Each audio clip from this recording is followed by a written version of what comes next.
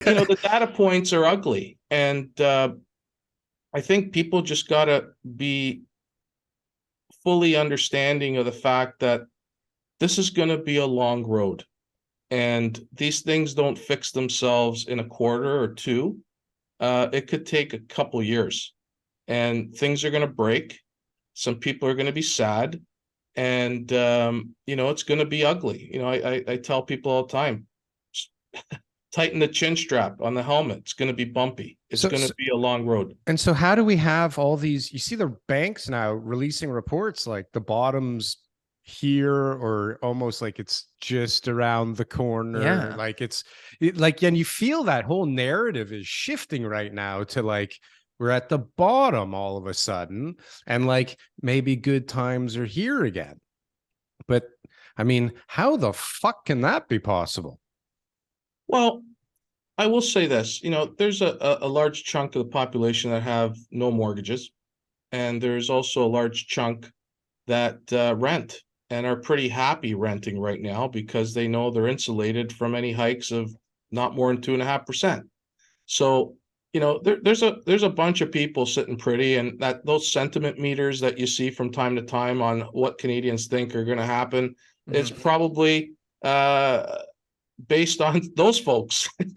So, Right. for the first time, seniors are earning something on their savings, right? Like these are the forgotten folks that, had a pile of cash and made zero. But didn't their bank portfolio just get obliterated first?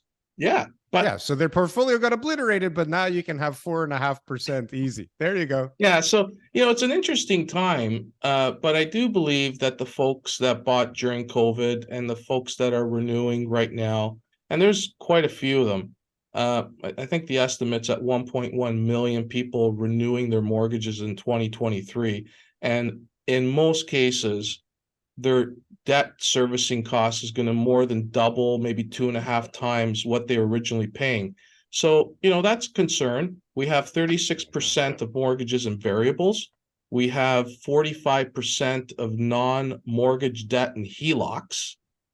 And in a 12-month period, all those costs of interest costs are going up 2, maybe 3 times. What percentage was HELOC? 45% of all non-mortgage related debt. And hold on a sec. How much is credit card debt? Like those are basically the same bloody thing, aren't they? Yeah, but the line of credit, the HELOCs fall under the line of credit bucket, right? They're not traditional mortgages. So, they're under a different silo in these banks. So they fall under the non-mortgage debt. So it's going to be really interesting to see how those 3 buckets survive.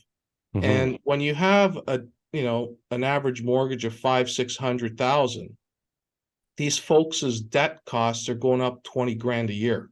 That's not fun. And, where are they getting the money? We're seeing savings rates plummet. We're seeing credit card utilization go up. So they're scraping by. And I think once we hit second quarter, third quarter, we're going to start seeing some blood in the streets. We're seeing folks put up their hands. They can't do it anymore. I had a chap call me, was it Thursday? Lives in Woodstock, has a home worth $710, has a first with Home Trust at $585, paying 8% because he just renewed it. He's got a second for $70, so he's in the ditch for $670, right? Was it $670 on $710? He's almost upside down after real estate fees, right? And he's paying $5,200 a month in payments, right? And he only makes 90 grand household income. Who gave him that fucking second, that bastard? Right. So the reality is he goes, Vince, can you help me? I said, should I wait till next year? I said, how the hell are you going to get to next year? Yeah. How are you going to wait? Right. You're upside down. You got to eat. Like, what are you going to live off? Water and paint chips off your wall? Like, it's not going to work. So why don't you just sell? You might be able to get more than 710 because there's not enough listings. Lick your wounds, start over. You probably rent a place for $3 grand, $3,500 in Woodstock. He's commuting to Ancaster, so he's consuming gas, got a car. It's a shit show. And that's one example.